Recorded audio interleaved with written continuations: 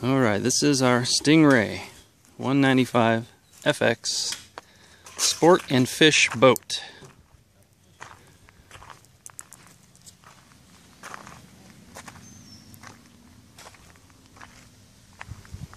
Right now, it's in the sport mode, although there's a spot right here. This is a mount for a trolling motor, which can be put on if you want to go fishing, and I'll put that on here in a little bit and show you how it's done.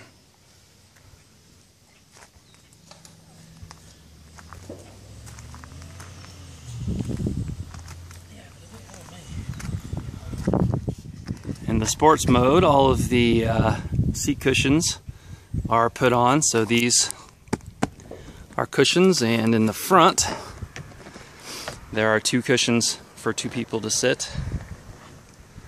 In the fishing mode, those cushions come off, and two captain's chairs can be placed in the holders there, so you can fish like a bass boat from the front and the back.